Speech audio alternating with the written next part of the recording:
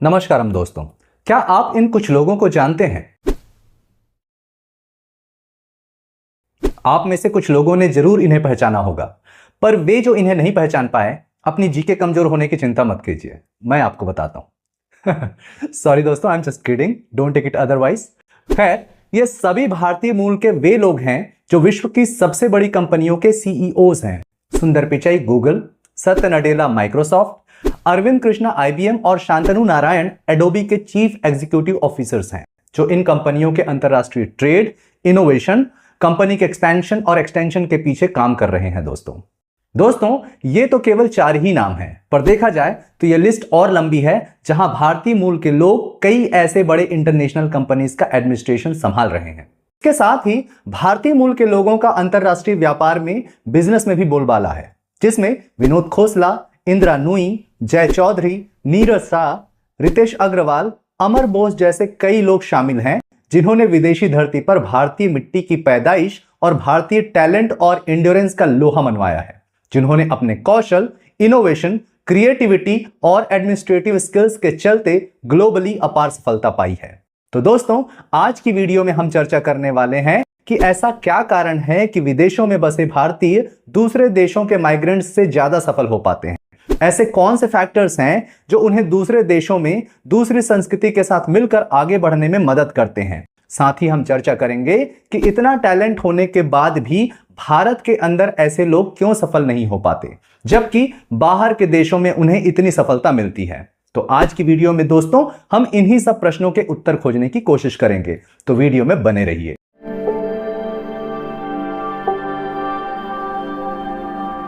दोस्तों, अभी हाल ही के आंकड़ों के अनुसार इंडियन डायस्पोरा अर्थात भारतीय मूल के लोग जो बाहर के देशों में रह रहे हैं की संख्या लगभग 32 मिलियन के आसपास है।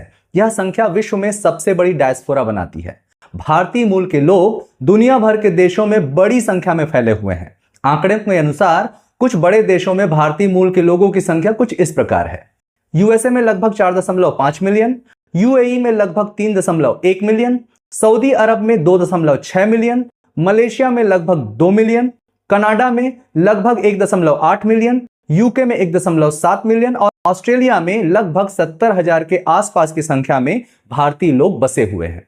भारतीय लोग अपने और उस देश के साथ ग्लोबल इकोनॉमी के विकास में भी एक महत्वपूर्ण रोल निभाते हैं। दोस्तों, भारतीय मूल के लोग टेक्नोलॉजी, चिकित्सा, आईटी और शिक्षा के क्षेत्र में ग्लोबली फ्रीक्वेंटली देखने को मिलने वाले बड़े चेहरों में से एक होते हैं।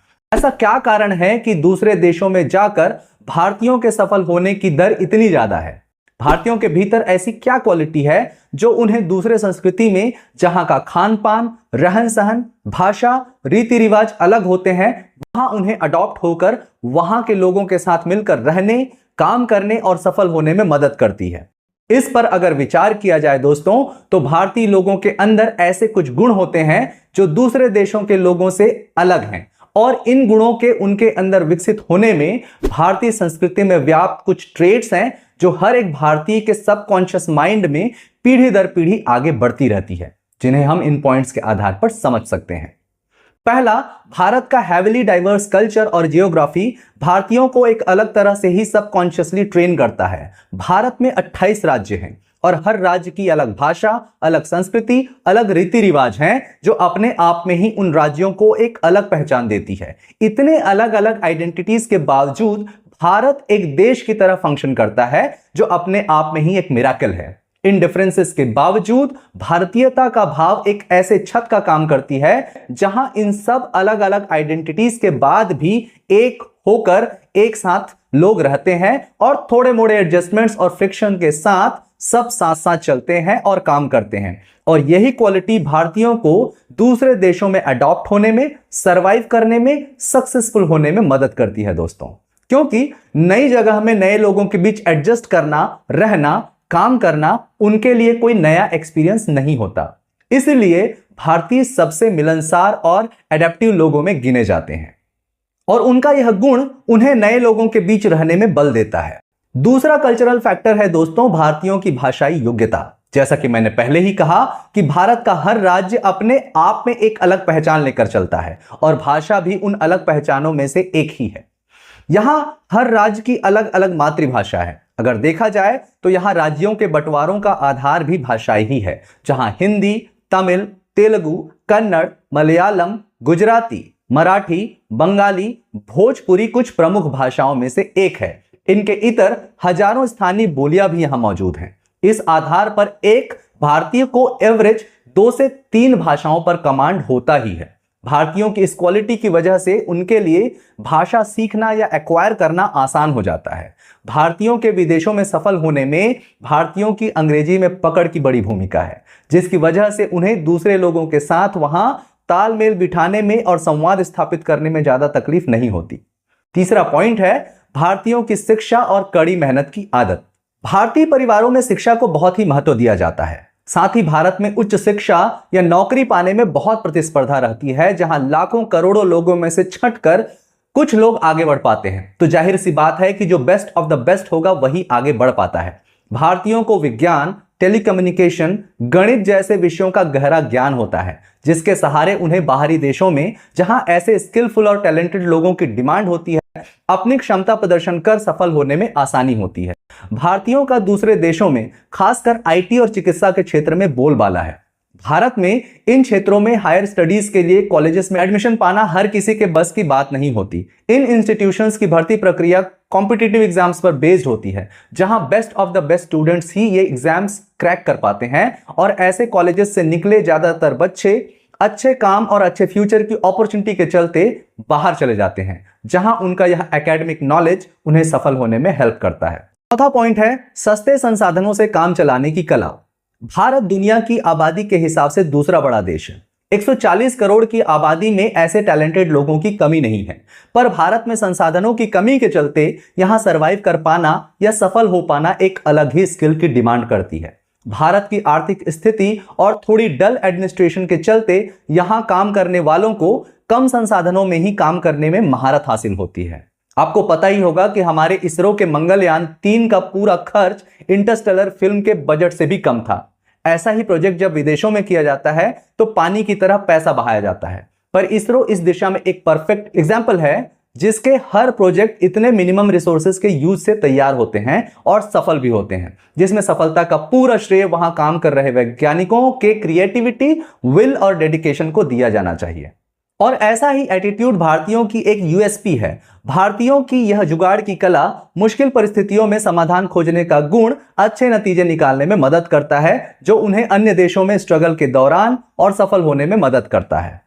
दोस्तों, पांचवा पॉइंट है भारतीयों की दूसरे देशों के संस्कृति के और कॉन्स्टिट्यूशन के प्रति लॉयल्टी।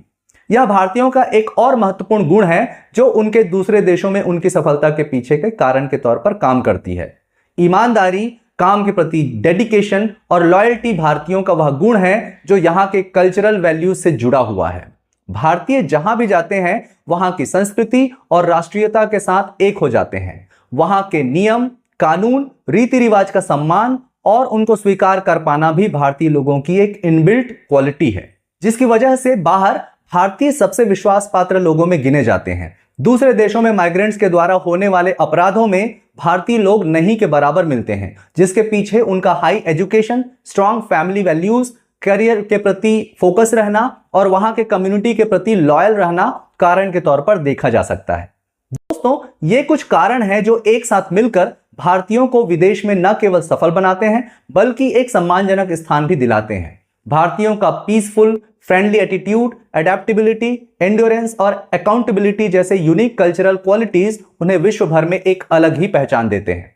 दोस्तों, पूरे विश्व भर में सफलता के ऐसे झंडे गाड़ने वाली कम्युनिटी होने के बावजूद ऐसी सफलता के लिए उन्हें बाहरी देशों की ओर मुंह करने की आवश्यकता पड़ती है। यह एक प्रश्न इस चर्चा के बाद उठना लाजमी है, पर इसके पीछे कुछ कारण है दोस्तों, जिस पर भी थोड़ी चर्चा बनती है।